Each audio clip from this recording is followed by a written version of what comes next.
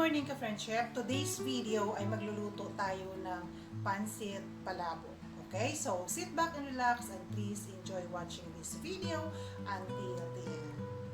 Here are the ingredients. Meron tayo ditong 100 grams na shrimp. Nalinis ko na siya at na-deveined. Meron tayong 100 grams na ground pork. Meron tayong 2 pirasong itlog. Hard-boiled na siya at saka hiniwa ko na siya. Okay, meron tayo ditong 6 cloves garlic, 1 piece onion, 1 piece bell pepper, meron tayo ditong spring onion, meron tayong fried garlic, meron tayong chicharon, 2 pirasong calamansi, meron tayo ditong, gamit tayo ng Mama Sita's palabok mix, meron na tayo ditong bihon, niluto ko na siya according to package direction. And meron tayong salt and pepper. And of course, gagamit tayo ng cooking oil. Okay ka-friendship, let's do the rock and roll. What to do first ka-friendship, gagawa tayo ng ating palabok sauce. Sa isang preheated pan, maglagay tayo ng cooking oil.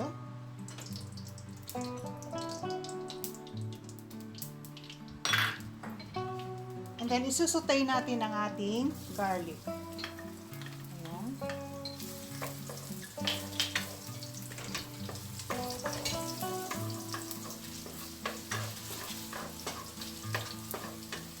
After that, dagdag na rin natin ang ating onion.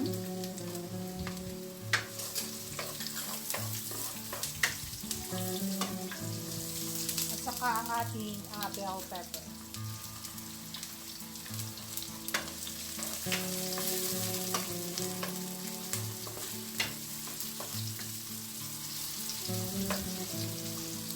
And then, pwede na natin idagdag ang ating ground pork.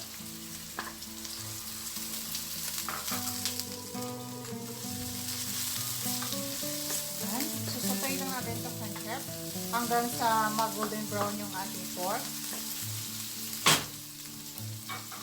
And at this point, pwede na tayong mag-dagdag ng konting salt.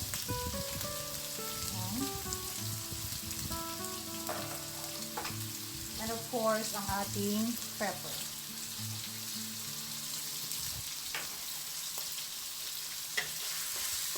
Ayan, so hayaan na lang muna natin dyan ang ating ground pork ka-friendship hanggang sa maluto. Okay, balikan natin siya later. Friendship, ayan na po, luto na ang ating ground pork. So what we're going to do next is, idagdag natin yung ating shrimp. Ayan. Hayaan na lang muna natin siya dyan ka-friendship hanggang sa maluto yung ating shrimp. Balikan natin siya later. To do next ka-friendship is idagdag natin yung ating Mama Sita's palabok mix. Ayan, tinunaw ko lang siya sa tubig ka-friendship. So, ayan.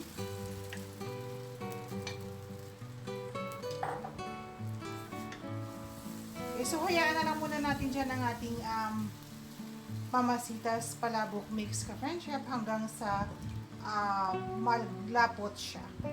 Okay, balikan natin siya later. Luto na yung ating palabok sauce. So what we're going to do next is mag-squeeze tayo ng 2 calamansi to enhance the flavor of our palabok sauce. So ayun na siya ka-friendship.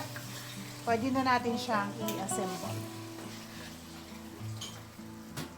Mag-a-assemble na tayo ka-friendship ng ating pancit palabok. Okay? So ayan, lagyan natin siya ng sauce.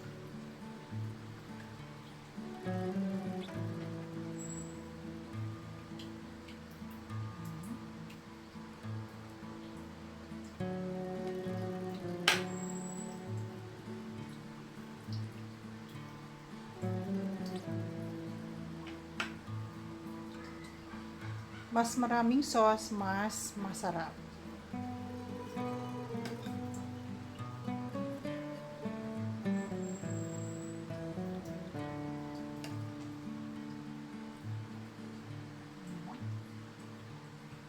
And after that, i-garnish natin ng itlog.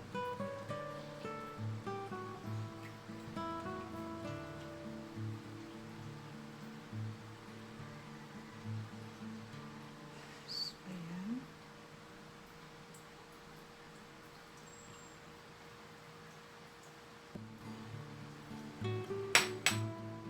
then yung ating shrimp.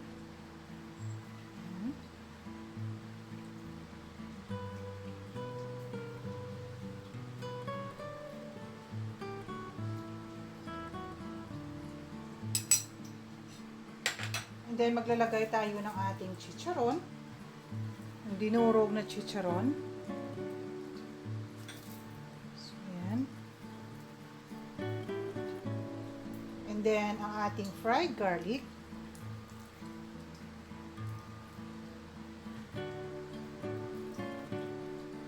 At saka ang ating spring onion.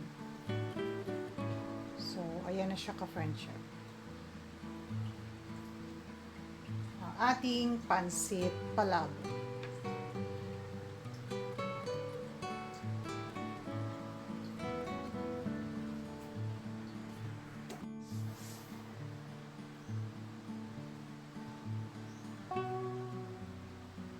Okay, friendship, sana nagustuhan ninyo ang ating pancit palabok for today. Kindly hit that like and share button to those who are new to our channel. Please do hit that subscribe button and kindly include the notification bell. And every single comment is highly appreciated. Once again, this is Tutok Mira at your service. Always remember, happiness is the new rich, inner peace is the new success, health is the new wealth, and kindness is the new.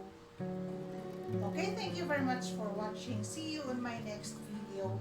God bless us all. Bye-bye!